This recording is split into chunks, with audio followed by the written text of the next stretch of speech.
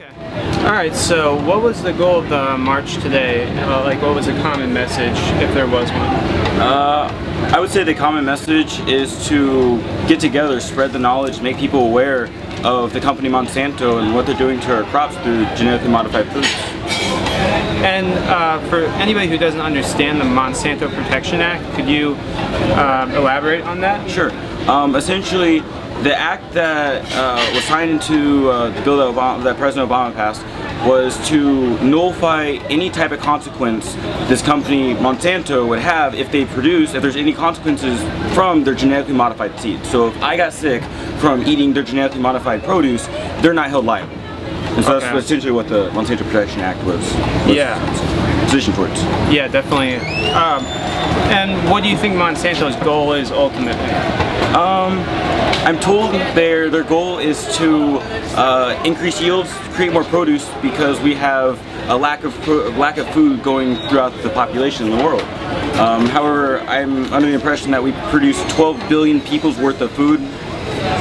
We have only 7 billion people inside the nation. So obviously, it's not towards producing more food.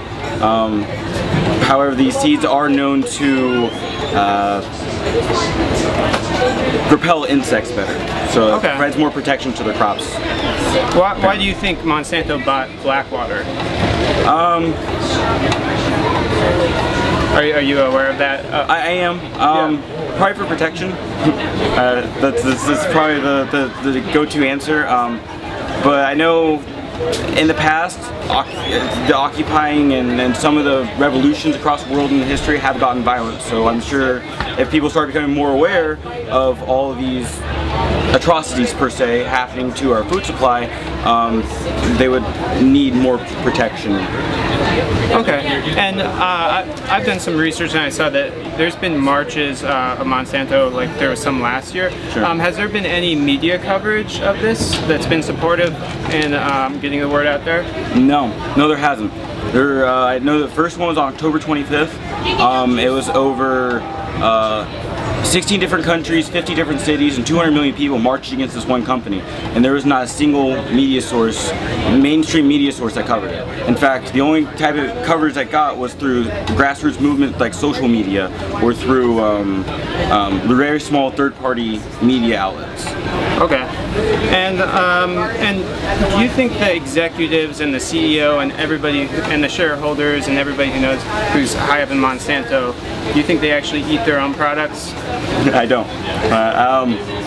There's some memes going around on the internet and jokes and whatever, but I also know that the White House and Monsanto's headquarters eat strictly only organic produce. And genetically modified ingredients and genetically modified produce isn't organic or natural.